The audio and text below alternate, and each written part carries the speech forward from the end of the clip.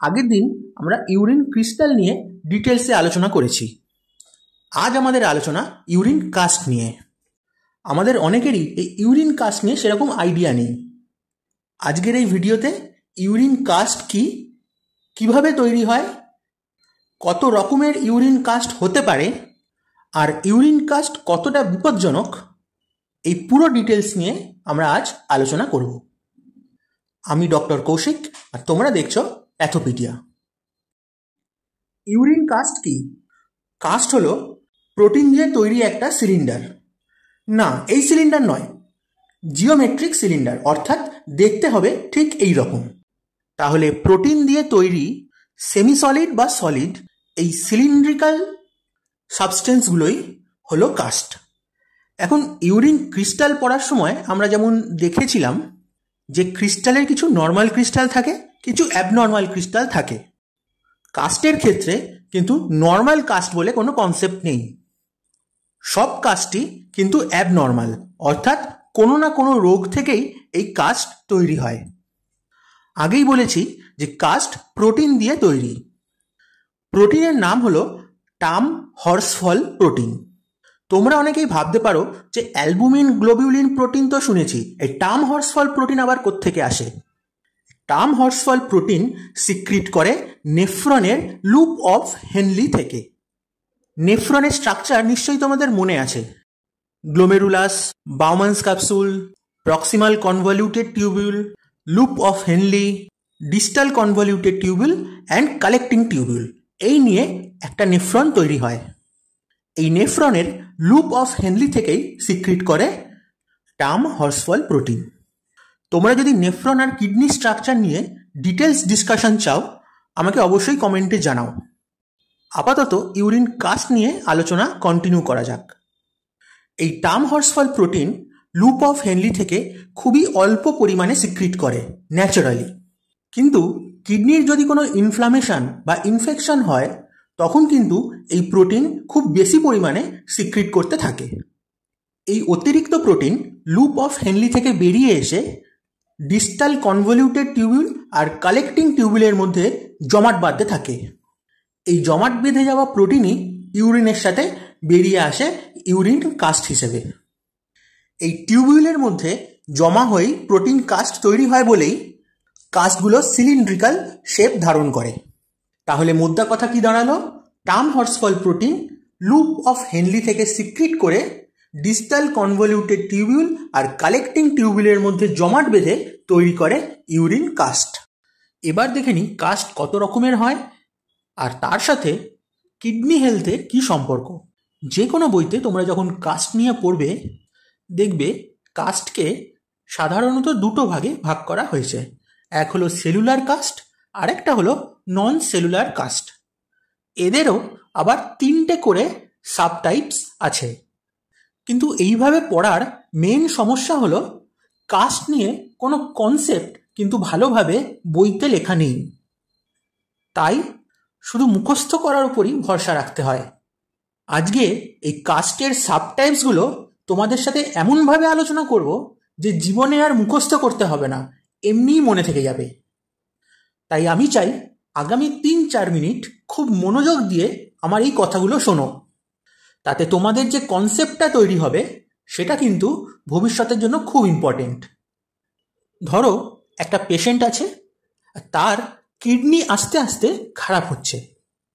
এবার এই পেশেন্টের কি কি সিমটম দেখা যাবে? প্রথমে তার হবে প্রোটিন ইউরিয়া, অর্থাৎ ইউরিনে প্রোটিনের অ্যামাউন্ট বেড়ে যাবে। তারপরে স্টেজে ইউরিনে আসতে থাকবে ব্লাড আর টিউবিউলার এপিথেলিয়াল সেল, অর্থাৎ রেনাল টিউবিউলের গায়ে যে সমস্ত এপিথেলিয়াল সেল লেগে থাকে সেই সেলগুলো খসে খসে পড়ে ইউরিনের সঙ্গে চলে আসতে থাকবে। আর একদম শেষে কি হবে না, ইউরিন প্রোডাকশনটাই কম হয়ে যাবে। এই 3টে স্টেজেই কিন্তু ইউরিনের ডিফারেন্ট কাস্ট দেখতে পাওয়া যায়। প্রথমেই বলেছি ইউরিনে যখন প্রোটিন বেশি আসবে সেই বেশি পরিমাণ প্রোটিন জমাট বেঁধে একটা কাস্ট তৈরি করতে পারে। অর্থাৎ লুপ অফ হেনলি থেকে বেরিয়ে আসা সেই টাম হর্সফল প্রোটিন জমাট বেঁধে যে কাস্ট তৈরি করবে তার নাম হলো হায়ালিন কাস্ট। এই হায়ালিন কাস্ট কিন্তু কিডনি ডিজিজের একদম প্রাথমিক পর্যায়ে দেখতে পাওয়া যায়। এটা একটা নন সেলুলার কাস্ট। এর পরের স্টেজে ইউরিনে যখন ব্লাড আসতে থাকে তখন ব্লাডের আরবিসি বা ডাব্লিউবিসি এসে হায়ালিন কাস্টের সঙ্গে মিশে যায়। যদি আরবিসি এসে মিশে যায় তখন তাকে বলে আরবিসি কাস্ট। ডাব্লিউবিসি এসে মিশে গেলে হয়ে যাবে ডাব্লিউবিসি কাস্ট। আর যদি রেনাল এপিথেলিয়াল সেল এসে মিশে যায় তাহলে তৈরি হবে এপিথেলিয়াল সেল কাস্ট। তাহলে বুঝতে পারছো, সেলুলার কাস্ট আর কিছুই নয়, যখন অন্য সেল এসে হায়ালিন কাস্টের সঙ্গে মিশে যাচ্ছে তখনই আমরা তাকে সেলুলার কাস্ট বলে থাকি। তাহলে সেলুলার কাস্ট কত রকমের হলো? আরবিসি কাস্ট, ডাব্লিউবিসি কাস্ট আর এপিথেলিয়াল সেল কাস্ট। এবার কিডনি যখন আরও খারাপ হয়ে গেল, ইউরিন প্রোডাকশনই যখন কম হতে শুরু করলো, তখন কি হয় না, এই সেলুলার কাস্টের মধ্যে থাকা এই সেলগুলো ভেঙে যেতে শুরু করে। এই সেলগুলো ডিজেনারেট করে ছোট ছোট সেলের টুকরো এই পুরো কাস্টের চারপাশে ছড়িয়ে থেকে যায়, যেটা মাইক্রোস্কোপের নিচে গুঁড়ো গুঁড়ো দানা দানা দেখতে লাগে। কাস্টের মধ্যে যখনই এরকম গুঁড়ো গুঁড়ো দানা দেখতে পাওয়া যায় তখনই আমরা তার নাম দিয়েছি গ্র্যানুলার কাস্ট। গ্র্যানিউল মানে কি? গ্র্যানিউল মানে হচ্ছে গুঁড়ো বা দানা, আর এই গ্র্যানিউলস থেকেই নাম এসছে granular caste.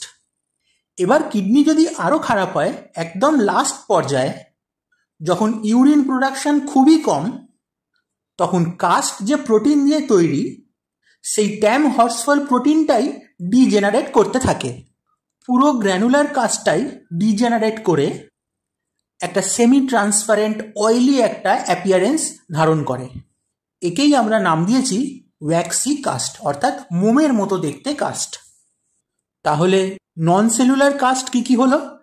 1 hyaline caste, 2 granular caste, আর 3 ওয়্যাক্সি কাস্ট। আর সেলুলার কাস্ট কি কি হলো? আরবিসি কাস্ট, ডাব্লিউবিসি কাস্ট আর এপিথেলিয়াল সেল কাস্ট। এখন তোমরা নিজেরাই ভেবে বলো, কোন কাস্ট যদি আমরা ইউরিনে দেখতে পাই সেটা খুব মারাত্মক? গ্র্যানুলার কাস্ট আর ওয়্যাক্সি কাস্ট।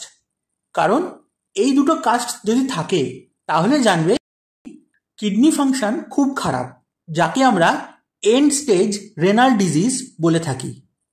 এই ধরনের পেশেন্টকে সাধারণত ডায়ালিসিস দিতে হয়। তাহলে কখনো যদি আমরা ডায়ালিসিস চলছে এমন কোনো পেশেন্টের ইউরিন মাইক্রোস্কোপে দেখতে পাই তাহলে অবশ্যই গ্র্যানুলার কাস্ট আর ওয়্যাক্সি কাস্ট দেখতে পাবো।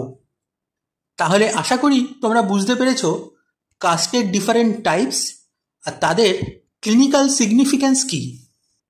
যদি এই কনসেপ্ট তোমাদের ভালো লেগে থাকে, নতুন কিছু শিখে থাকো, তাহলে অবশ্যই লাইক করে দিও, তোমার বন্ধুদের সঙ্গে শেয়ার করে দিও। কোনো স্পেসিফিক টপিক নিয়ে যদি চাও আমি ডিটেলসে আলোচনা করি তাহলে সেটা আমাকে কমেন্টে জানাও। আজকের মতো এটুকুই। আমি ডক্টর কৌশিক, দেখা হচ্ছে পরের ভিডিওতে।